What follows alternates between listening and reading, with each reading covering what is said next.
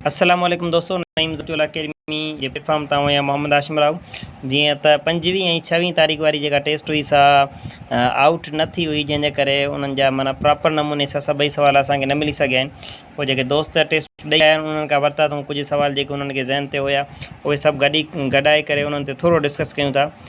हर सवाल जा 4 ई ऑप्शन्स बि असांखे न मिली सघिया आहिनि ऐं न को प्रॉपर नमूने सां सवाल मिली सघिया आहिनि। बहरहाल एतिरो आहे जो हिकिड़ी हिंट मिली वेंदी त उहो कहिड़े डायरेक्शन में वञनि पिया, किथां किथां खां सवाल कढनि पिया। ठीकु आहे, त 25 तारीख़ जा जेके सवाल आहिनि असांखे तक़रीबन 6 सवाल मिलिया आहिनि। उन्हनि में पहिरियों जेको सवाल हुयो त ग्रीन हाउस गैस जेको हूंदो आहे उनजो रोल छा आहे। हाणे इहो जेको सवाल हुयो ग्रीन हाउस गैस जो रोल, इहो हुनजे जीके वारे पोर्शन में हो। माना ग्रीन हाउस ते 2 सवाल हुया। हिकिड़ो सवाल जीके वारे पोर्शन में पुछियो वियो त ग्रीन हाउस गैस जो रोल छा हूंदो आहे। हाणे जेका ग्रीन हाउस गैस हूंदी आहे उहा छा कंदी आहे, सिज जी गर्मीअ खे सिज जी जेका हीट आहे उनखे ट्रैप करे बीह रहंदी आहे, गर्मी खे क़ाबू करे बीह रहंदी आहे। असांजी हीअ जेका धरती आहे, असांजी धरतीअ जे ॿाहिरां खां कार्बन डाइऑक्साइड जो लेयर आहे। पोइ सिज जी गर्मी अगरि जेकॾहिं अंदरि अचे थी त उहा वापसि ॿाहिरि नथी वञी सघे, छाकाणि त मथां खां कार्बन डाइऑक्साइड जो लेयर आहे। त हाणे हीअ असांजी पूरी धरती आहे हिकिड़े क़िस्म जी हिकिड़े क़िस्म जो ग्रीन हाउस आहे। ऐं ॿाहिरां खां जेका कार्बन डाइऑक्साइड जो लेयर आहे उहो हिन गर्मीअ खे ॿाहिरि वञण खां रोके थो। यानी ग्रीन हाउस जेके गैसिस हूंदियूं आहिनि उन्हनि जो हिकिड़ो कमु मेन रोल इहो हूंदो आहे त हू ॿाहिरां खां सिज जी जेका गर्मी आहे उनखे ट्रैप करे छॾींदियूं आहिनि, उनखे वापसि वञण खां रोकींदियूं आहिनि। त हिन जो जेको सही ऑप्शन हुयो टू ट्रैप द हीट। ठीकु आहे, सिज जी जेका गर्मी आहे उनखे ट्रैप करणु, इहो ऑप्शन हुनजो सही हुयो। ॿियो नंबर सवाल हो, why trypsin enzyme does not function in the stomach. हाणे जेको ट्रैप्सिन एंजाइम आहे उहो स्टमक में कमु छो नथो करे। हाणे हीअ जेको सवाल आहे हीअ तव्हां हलिया वञो फस्ट ईयर जी बायोलॉजी में, माना 9th क्लास में हिन ट्रैप्सिन जो थोरो ज़िक्र आहे। यानी ट्रैप्सिन जेको एंजाइम आहे उनजो कमु छा आहे इहो ॿुधायल आहे।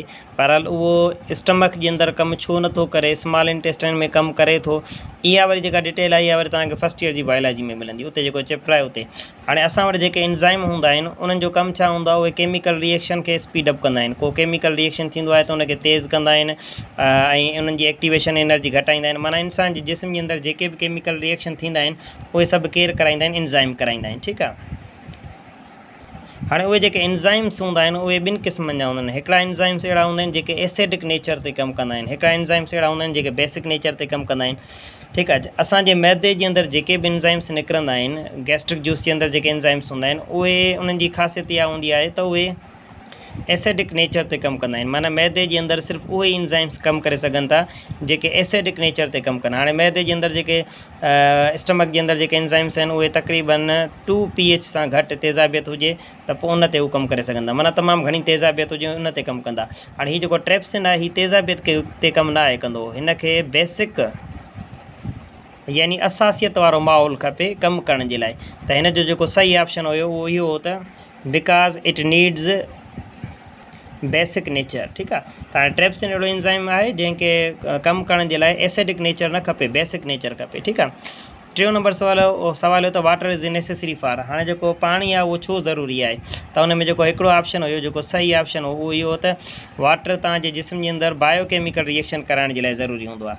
हाणे असां जेके बि शयूं खाईंदा आहियूं त पोइ उन्हनि में जेके वॾा मालिक्यूल्स हूंदा आहिनि उहे हितां खां असां डाइजेस्ट करे असां पंहिंजे जिस्म जे अंदरि मोकिलींदा आहियूं।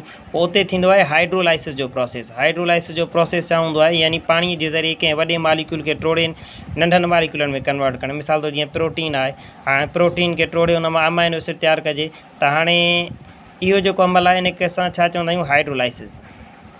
यानी प्रोटीन हिकिड़ो वॾो मालिक्यूल आहे, हाणे प्रोटीन खे टोड़े उन मां प्रोटीन खे टोड़े उन मां जंहिंमें अमाइनो एसिड तयारु थींदा आहिनि, त इहो कमु करण जे लाइ पाणी ज़रूरी हूंदो आहे। ठीकु आहे, त यानी पाणी तव्हांजे जिस्म जे अंदरि बायोकेमिकल रिएक्शन कराइण जे लाइ तमामु घणो ज़रूरी आहे।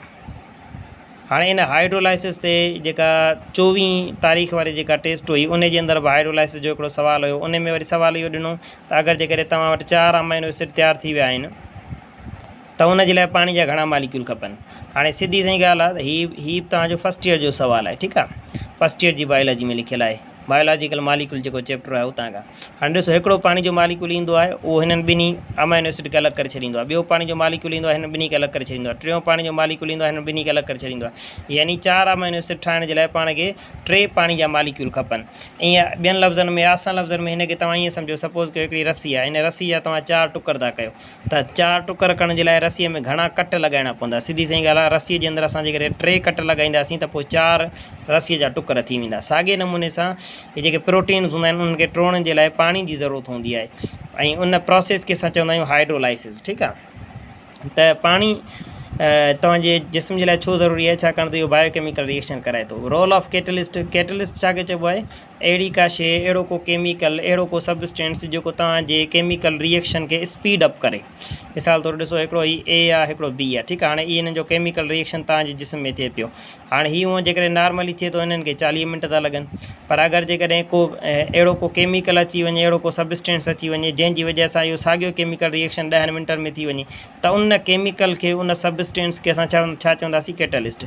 माना कैटलिस्ट अहिड़ी शइ हूंदी आहे, अहिड़ो को सबस्टेंस हूंदो आहे जेको केमिकल रिएक्शन खे स्पीड अप कंदो आहे। ठीकु आहे, ऐं असां वटि जेके एंज़ाइम्स हूंदा आहिनि, एंज़ाइम्स खे असां बायो कैटलिस्ट चवंदा आहियूं, छाकाणि त उहे इंसान जे जिस्म जे अंदरि केमिकल रिएक्शन करण में मदद कंदा आहिनि। 5 नंबर सवाल हुयो, separation of send in water. Water खे तव्हां सेंड सां अलॻि था कयो त हिनखे असां फिल्ट्रेशन चवंदा आहियूं, 6वीं क्लास में पढ़ी आया आहियूं पाण। ठीकु आहे, इनसोल्युबल पार्टिकल्स खे अलॻि करण जे लाइ। डेफिनेशन ऑफ डिज़र्ट, डिज़र्ट जी डेफिनेशन छा हूंदी आहे? हाणे माण्हू ईअं सम्झंदा आहिनि त डिज़र्ट असां हुनखे चवंदा आहियूं जिथे वारी हुजे। डिज़र्ट जी इहा डेफिनेशन आहे ई कान का। डिज़र्ट जी डेफिनेशन इहा आहे, अहिड़ी का जॻह जिथे सालियानी बरसाति तमामु घटि पवे त उनखे असां डिज़र्ट चवंदा आहियूं। जिथे सालियानी बरसाति घटि पवे उनखे असां डिज़र्ट चवंदा आहियूं। हाणे एंटार्कटिका आहे न, एंटार्कटिका असां वटि हिकिड़ो डिज़र्ट आहे, एंटार्कटिका। हाणे उनखे असां डिज़र्ट था कंसीडर कयूं, हालांकि हिन में वारी बारी त कोन्हे का, पर पोइ बि हिनखे असां डिज़र्ट था चऊं। छो? छाकाणि त सालियानी बरसाति घटि थी पवे। ठीकु आहे, त हिन जो जेको डेफिनेशन ऑफ डिज़र्ट हो, उन में जेको सही जवाबु इहो हो त सालियानी बरसाति जिते घटि थी पवे उनखे असां डिज़र्ट चवंदा आहियूं। अच्छा, 6वीं जून वारी जेका टेस्ट हुई उन में पैरामीशियम जो किंगडम पुछियो वियो, त पैरामीशियम कहिड़े किंगडम में रखियलु आहे। किंगडम्स ते असां लेक्चर ठाहे चुका आहियूं, जंहिंमें तव्हांखे मुख़्तलिफ़ जेके बि असांजा ऑर्गेनाइज़म्स आहिनि, जानदार आहिनि, उहे कहिड़े कहिड़े किंगडम में रखियल आहिनि ॿुधाए चुका आहियूं। त हाणे जेको पैरामीशियम रखियलु आहे इहो प्रोटिस्टा किंगडम में रखियलु आहे। पैरामीशियम छा में रखियलु आहे? प्रोटिस्टा किंगडम जे अंदरि। यूगिलिना, एमोबा, पैरामीशियम इहे सभु हिते रखियल आहिनि। ॿियो सवाल निकितल हुयो तव्हांजे कंसनट्रेटेड सॉल्यूशन मां। कंसनट्रेटेड सॉल्यूशन छा खे चइबो आहे? घाटी गार, जंहिंमें सॉल्यूट जो रेशो हाई हुजे त उहा घाटी गार सराबी आहे कंसनट्रेटेड सॉल्यूशन। जेकॾहिं सॉल्यूट जो रेशो घटि हुजे त असां हुनखे डाइल्यूट सॉल्यूशन चवंदा आहियूं। 6वीं क्लास में डिस्कस करे चुका आहियूं हिन शइ खे। pH ऑफ एसिड, एसिड जो जेको pH आहे सो घणो हूंदो आहे, त हुन में ऑप्शन्स में खोड़ सारा हुया, यानी फ्रॉम 1 to 14, हुनजी रेंज 1 खां वठी 14 ताईं आहे, या उनखां अलावा ॿिया बि खोड़ सारा ऑप्शन्स हुया। बहरहाल ऑप्शन्स प्रॉपर नमूने सां मिली न सघिया आहिनि असांखे, बाक़ी सही जवाबु मिलिया आहिनि। हाणे pH ऑफ एसिड, एसिड जो जेको pH आहे लेस देन 7। हाणे असां पढ़ी आया आहियूं, pH स्केल जे बारे में पढ़ी आया आहियूं। 7 न्यूट्रल पॉइंट आहे, 7 खां मथे थींदा वेंदो त नंबर घटिजंदो वेंदो, नंबर घटिजंदो वेंदो तेज़ाबियत वधंदी वेंदी, नंबर घटिजंदो वेंदो तेज़ाबियत वधंदी वेंदी। त ऑप्शन नंबर ए हुयो या बी हुयो, बहरहाल लेस देन 7 वारो सही हुयो।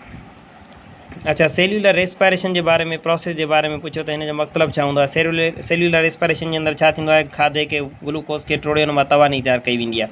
त उहो डिटेल में हिकिड़ो ऑप्शन हुयो जंहिंमें माना breaking down of food to get energy, हुनखे असां छा चवंदा आहियूं? सेल्यूलर रेस्पायरेशन चवंदा आहियूं। अच्छा, ॿियो सवाल आयो त एसिड ऐं बेस पाण में रिएक्शन कंदा आहिनि त उन मां छा ठहंदो आहे? ये पढ़ी आया आहियूं हिनखे बि सुठे नमूने सां 8वीं क्लास में।